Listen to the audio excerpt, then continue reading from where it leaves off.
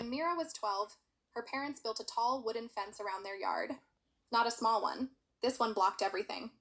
No way to see the street, no gaps between slats, and definitely no climbing over. It was their way of keeping her safe. Her mom said, "The world out there isn't always kind." Her dad added, "We just want you to have a space where nothing can hurt you." Inside that fence, Mira had everything: books, games, food, and family. It was quiet, protected.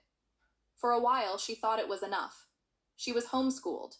Her mom taught her literature and history. Her dad handled math and science. There were no field trips, no classmates, only the three of them.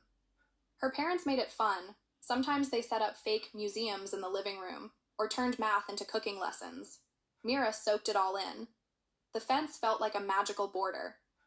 It surrounded her world, marking where safety ended and danger began. For birthdays, her parents would string fairy lights across it. They'd hang dream catchers and plant bright flowers along the base. It was beautiful in its own way. But as she got older, questions started pressing in. What was outside the fence?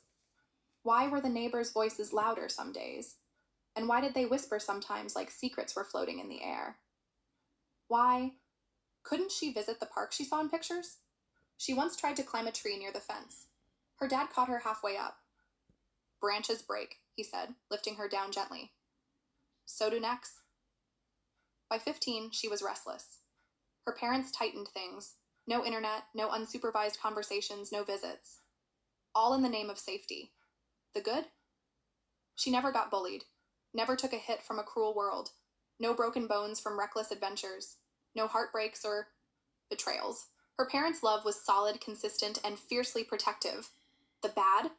She didn't know how to talk to people her age. She couldn't handle change or risk. She had no idea how to fail, and that made her terrified of trying anything. One night, she asked her mom, "Don't you trust me?" Her mom paused. "We trust you.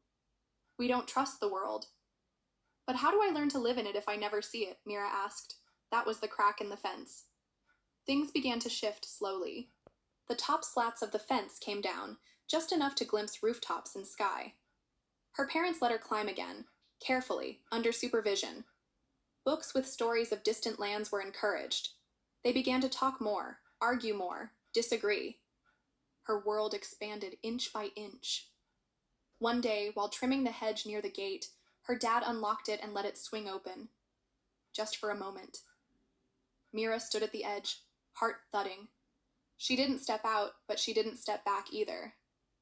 They took walks around the block. First with both parents, then just her dad. She saw other kids, heard laughter, watched as they biked and chased each other. Her parents clung to her, hands tightly. She felt their grip loosen over time. She started a small garden just beyond the fence. Neighbors noticed. One, a girl her age named Lena, waved. Another day she asked Mira about the flowers. "They're called zinnias," Mira said, nervously, her first unsupervised conversation. Her hands trembled for an hour afterward, but she smiled. Lena came by again. Then again. They started talking through the fence. At first small talk, then books, music, dreams. Mira was stunned by how easy it was to talk to her, how curious Lena was, how much she didn't know. One rainy afternoon, Lena slipped a note through a slat. It read, "Want to come to my birthday? Just a few people. Cake, music, it'll be fun." Mira hid the note under her mattress. For days she stared at it. Her mom found it eventually. There was a long silence. No yelling. Just her mom sitting beside. Her, folding and unfolding the note. "You want to go?" she finally asked. Mira nodded. "Then we'll go together. You can stay an hour." The party was overwhelming. Noise, color, strangers. But Mira laughed harder than she had in years. She played a board game and lost. She spilled soda on herself. She danced, awkward and stiff. And she loved it. Her dad let her fall during a climbing attempt, and let her get back up without rushing in.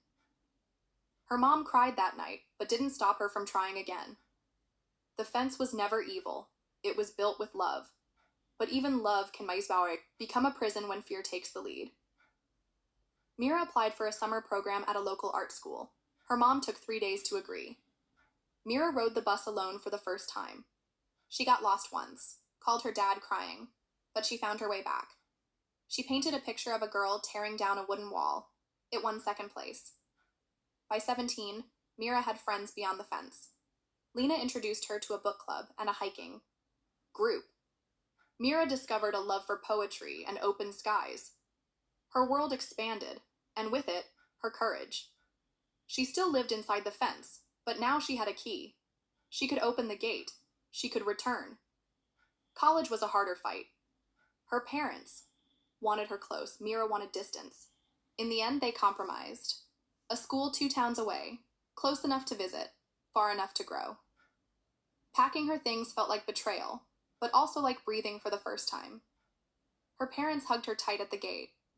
Her mom slipped a small photo into her hand, her as a toddler playing in a sandbox with tiny wooden walls around her. "Just remember," her mom whispered, "we built it out of love." Mira nodded, eyes damp. "And I'll never forget that." Years later, Mira remembered that fence when raising her own kid. She built one too, but hers had a gate. It wasn't as tall. It had gaps to see through, slats wide enough for sunlight and wind. She planted wildflowers along it, painted it blue and green. Her child played both inside and beyond. They scraped their knees, made friends, got their heart broken, and learned to get back up. And Mira taught her child how to open the gate, walk out, and come back. Because love isn't just about protection, it's also about preparing them for what comes next. Moral of the story: true love doesn't just shelter, it empowers.